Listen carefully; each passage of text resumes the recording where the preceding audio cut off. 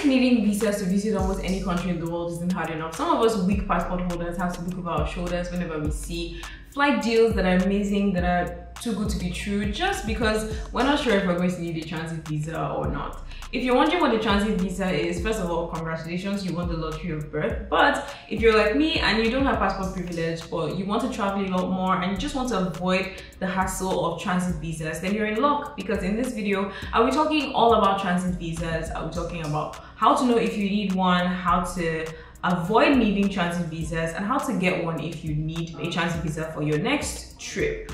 Also, you might want to stick around till the end of this video, because I'll be sharing 2 major mistakes that people make regarding transit visas that leave them stranded. So if this is your jam, let's get right into it.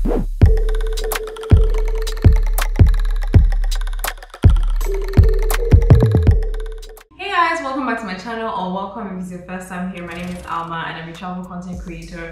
In this video, I'm going to be talking about transit visas. First of all, what is a transit visa? You know about visas, regular visas, visit visa, tourist visas, business visas, and other kinds of visas that allow you to visit certain countries that are not visa-free to your nationality.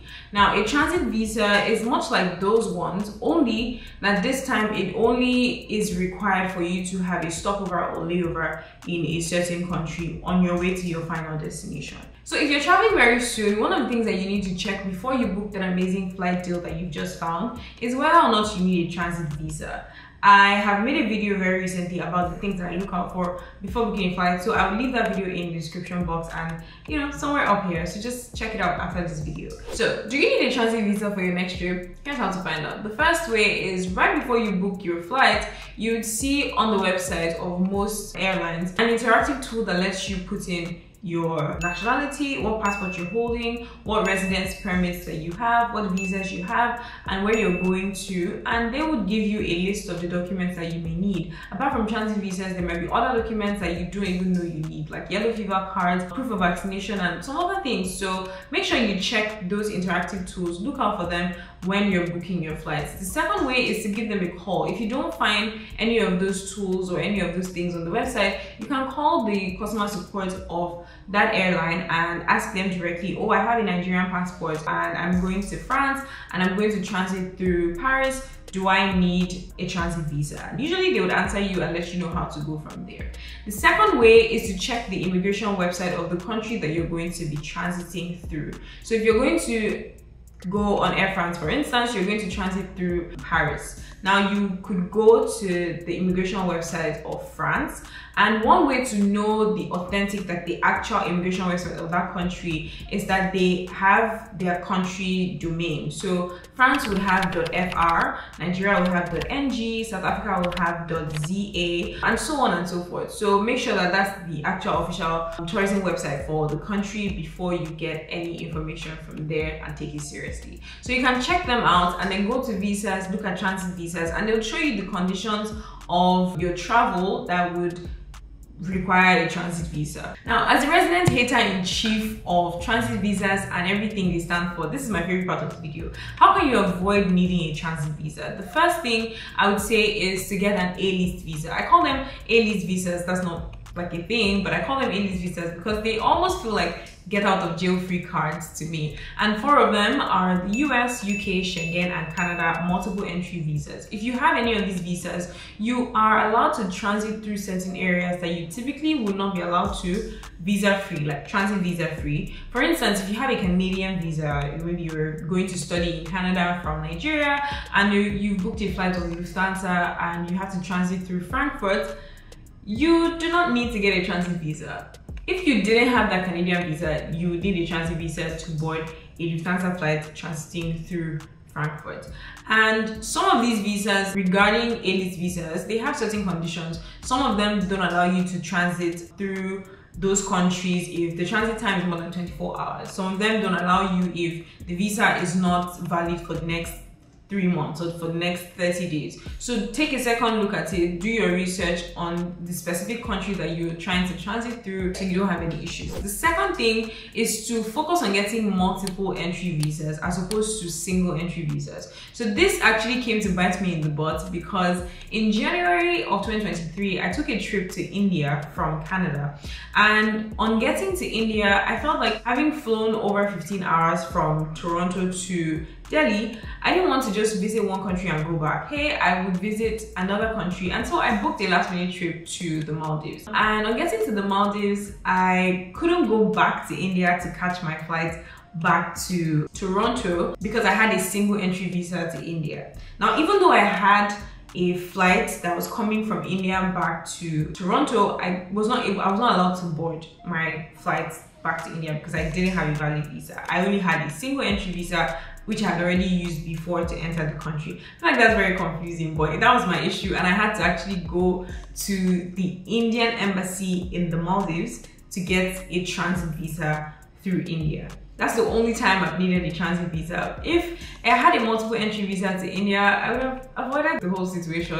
And so yes, focus on getting multiple entry visas so that if you want to go back and forth through certain countries and maybe you want to just transit through those countries and you don't want to have any, don't want any of those things to stay in your white, get a multiple entry visa. You just never know. So get a multiple entry visa. So the third thing is to either book direct flights or book flights that have layovers in countries that don't require transit visas. So if all of these things, like, it's just not your jam, you're just not into all of this stuff ahead with transit visas, just stick to certain flights. And it actually helps you when you're building your points with their loyalty program, just to rack up your points if you use a particular flight for most of your trips. So it just helps you put your points together anyway, while saving you the stress of having to deal with transit visas. So some of the airlines that you can use that don't require transit visas are South Africa Airways, Kenya Airways, Ethiopian Airlines, Qatar Airways also, and some other flights that allow you to travel within Africa and even outside without needing a transit visa. Bear in mind that transit visas are not only required when you have plans to leave the airport.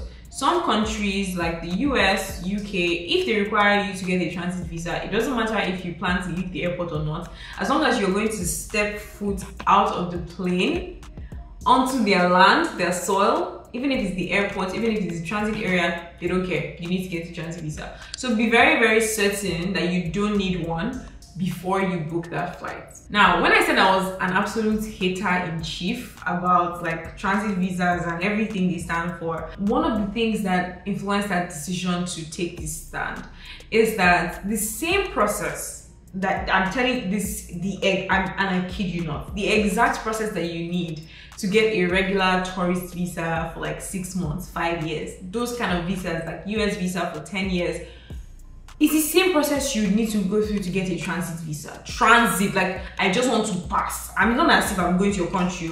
I just want to pass. Yeah, it's the same process. So why would I hate on them? It's very annoying. So if you're going to get a transit visa, you might as well get an appointment date for a regular tourist visa, and it will allow you to transit through all the regions that you need to transit through. So that's why I personally do not fancy the idea of transit visas. But if you absolutely need to get a transit visa for whatever reason, go on to the immigration website of the country that you're transiting through and check under visas. There's short-term visas, you find tourist visas, visit visas, you find transit visas as well. Transit visas are usually cheaper and they take less time to process than regular tourist and visit visas and business and work, like, you know, other longer term visas. They usually would give you visas for hours. They could give you a transit visa for 24 hours to what?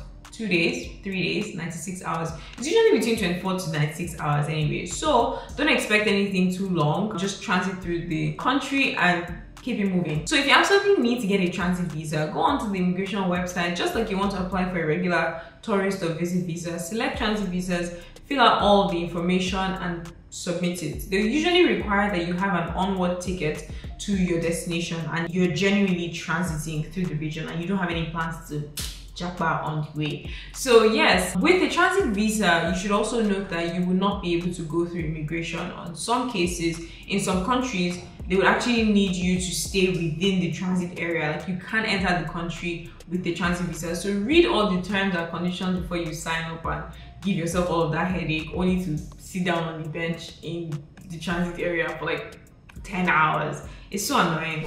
Okay, so there are two major things that people don't realize when it comes to transit visas. The first thing, and these two things actually make people stranded a lot.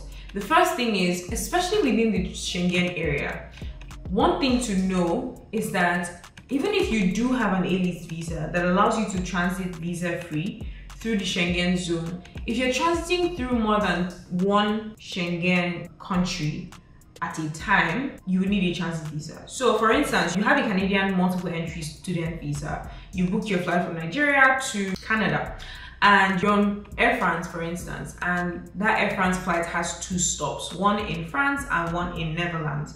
So maybe there's a leg that KLM actually operates and you have to go from Lagos to France, from France to Netherlands, from Netherlands to Canada. In this case, you would need to get a transit visa through the Schengen zone.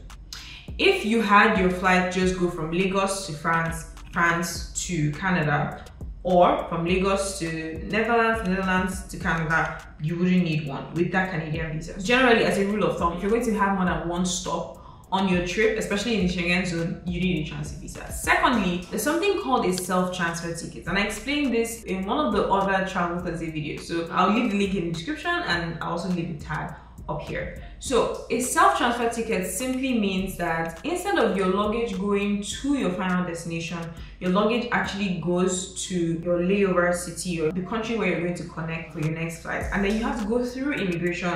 You have to go pick up your luggage as if you're actually entering that country and then take it and then check it in again for your next flight. So an example would be you booked a flight from Lagos to Vancouver and your stopover is in Paris. Now, normally, if you don't have a self-transfer ticket, you would have your luggage checked in Lagos and you only pick it up when you get to Vancouver. But with a self-transfer ticket, you have to, when you get to France, you have to go through immigration, go to baggage claim, pick up your luggage, check it back in for the next flight that's connecting. If you don't look at the policy of your booking before you book the ticket, you might be missing out on a lot of information. And you might not even know until you get to check in for your flight and they're like, you need a visa or you need this or you need that. So make sure you check the transfer policies, make sure you check the baggage allowance, make sure you check all of those tiny details so that you're not stranded. You don't have any last minute needs that you can't do anything about.